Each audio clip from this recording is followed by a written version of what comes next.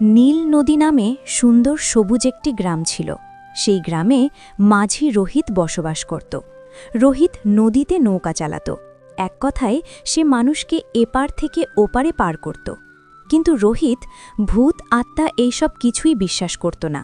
সে ভাবত এইসব আত্মা বলতে কিছুই নাই। একদিন সকালবেলায় তার বউকে বলল, আজ অনেক দেরি হয়ে গেছে বউ, আমি নদীতে চলে যাচ্ছি, তুমি বাড়িতে একা থাকবে, একটু সাবধানে থেকো, বুঝলে? ঠিক আছে, আমার জন্য চিন্তা করো না। তুমি কিন্তু সাবধানে নৌকা চালাবে, আর রাত হওয়ার আগেই বাড়িতে ফিরে আসবে। রাতে নৌকা চালাতে হবে না, বলা তো যায় না। নদীর পথে অনেক ভয়ঙ্কর আত্মা, জিন এইসব থাকতে পারে, তাই তুমি রাত হওয়ার আগেই বাড়িতে ফিরে এসো। আরে এইসব সব মিথ্যে কথা, আত্মা বলতে কিছুই হয় না। তুমি আমার বউ হয়ে এইসব আত্মা বিশ্বাস করো কিভাবে?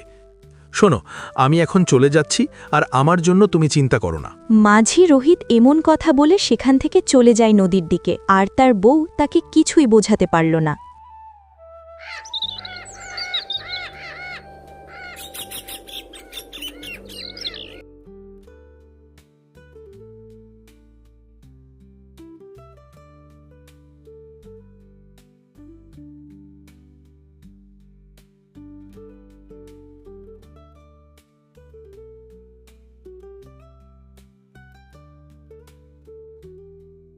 রোহিত নৌকা নিয়ে ঘাটে আসলো।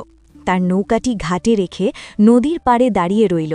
কিন্তু আজ রোহিত সেখানে কোনো মানুষই দেখতে পেল না। রোহিত সেখানে অনেক সময় দাঁড়িয়ে রইল মানুষের আশায়, কিন্তু আজ একটিও মানুষ আসলো না। রোহিত কোনো কিছু বুঝতে পেরেছে না। রোহিত আশেপাশে তাকালো, কিন্তু সেই জায়গা জুড়ে কোনো মানুষই ছিল না।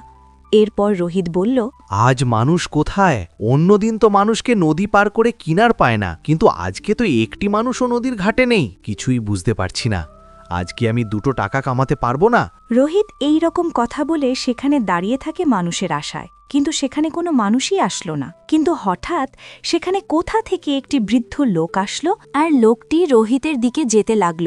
এরপর বৃদ্ধ লোকটি রোহিতের কাছে গিয়ে বলল, বাবা, আমাকে নদীটা তাড়াতাড়ি পার করে দাও, আমার অনেক দেরি হয়ে যাচ্ছে, আমার একটি জরুরি কাজ আছে বাবা। হ্যাঁ কাকা, আপনি এভাবে কেন বলছেন? আগে আপনি নৌকাতে উঠেন, তারপর আমি আপনাকে তাড়াতাড়ি নদী পার করে দিচ্ছি। এবার তাড়াতাড়ি আসুন নৌকাতে। এরপর বৃদ্ধ লোকটি আর মাঝি রোহিত নৌকাতে উঠে পড়ল, আর নৌকাটি সেখান থেকে ছেড়ে দিল নদী পার হওয়ার উদ্দেশ্যে। নৌকায় নদী পার হতে হতে বৃদ্ধ লোকটি রোহিতকে জিজ্ঞেস করল, বাবা, তুমি তো নৌকা ভালোই চালাও, তা প্রতিদিন তুমি নৌকা দিয়ে কত টাকা রোজগার করো? কি বলবো কাকা, অন্য দিনের অনুযায়ী আজকের ইনকাম একেবারে কম। এমনিতে যে টাকায় কাজ করি তা দিয়ে খেয়ে পড়ে কোনোভাবে জীবন চলে। এই দুনিয়ায় সবারই সমস্যা, কেউ কাজ পায় না আর কেউ কাজ করে না। কি বলবো বলো, জিনিসের যে দাম, এই সব কাজ করে কি আর ভালোভাবে সংসার চলে? তা বাবা, তুমি এই কাজেই লেগে থাক। কাজ যতই ছোট্ট হোক, নিজের কাজ অনেক ভালো। এটা হলো নিজের কাজ। হ্যাঁ কাকা, এই কথাটি সত্যি। নিজের কাজ অনেক ভালো, কেউ কথা বলার নেই। যখন মনে চায় তখন আসি, আর যখন মনে চায় চলে যায়। এর থেকে শান্তি আর কিছু আছে? যত টাকাই কামায় সব আমার। এই রকম কথা বলে বৃদ্ধ লোকটিকে রোহিত সুন্দরভাবে নদী পার করতে লাগল, আর দেখতে দেখতে কিছু সময়ের মধ্যে ঘাটে চলে আসলো। মনে হয় ঘাটে চলে আসছি। যাক, খুব তাড়াতাড়ি চলে আসলাম। এরপর নৌকা থেকে নেমে বৃদ্ধ লোকটি বলল, যাক বাবা, খুব তাড়াতাড়ি নিয়ে এসছো, আমি খুব খুশি। এই নাও বাবা তোমার নৌকা ভাড়া। এরপর বৃদ্ধ লোকটি রোহিতকে তার নৌকা ভাড়া দিয়ে দিল। নৌকা ভাড়া দিয়ে বৃদ্ধ লোকটি সেখান থেকে চলে যায়, আর রোহিত সেখানেই দাঁড়িয়ে থাকে মানুষের আশায়। কিন্তু সেই ঘাটেও কোনো মানুষ ছিল না।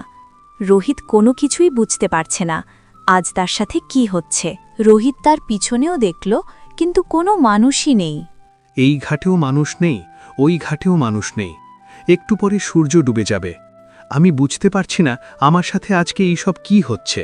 এর পরেও রোহিত আশা ছাড়েনি। সে সেখানে দাঁড়িয়ে রইল মানুষের আশায়। এর কিছুক্ষণ পরেই সূর্য ডুবে যায়, আর অন্ধকার নেমে আসে। রোহিত বাড়িতে চলেই আসবে, তখনই কোথা থেকে একজন লোক রোহিতের কাছে আসলো, আর লোকটি রোহিতকে বলল,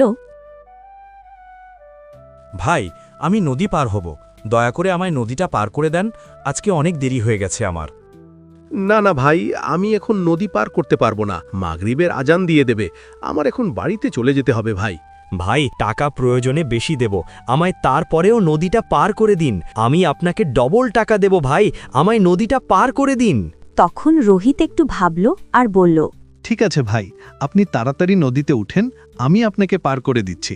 এরপর লোকটি আর রোহিত নৌকাতে উঠল আর নৌকাটি সেখান থেকে ছেড়ে দেয়।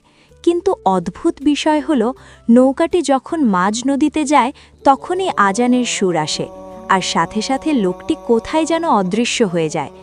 যখন রোহিত বুঝতে পারল, এরপর রোহিত বলল, এটা কিভাবে হতে পারে? এভাবে কিভাবে লোকটি নৌকা থেকে অদৃশ্য হয়ে গেল কি করে? এরপর রোহিত লোকটিকে আশেপাশে খুঁজতে লাগল, তো লোকটি পানিতে পড়ে যায়নি তো। কিন্তু হঠাৎ কোথা থেকে একটি কণ্ঠ বলে উঠল, রোহিত, আজ তোর কপাল ভালো, ঠিক সময়ে আজান দিয়ে দিছে, আর না হলে আজ তোকে এই নদীতেই ডুবিয়ে মারতাম। রোহিত এমন কথা শুনে সাথে নৌকা ঘুরিয়ে চলে যেতে লাগল ঘাটে।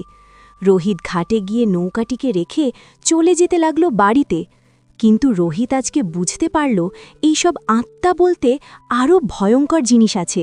আজ তার সামনেই ঘটল এমন ঘটনা।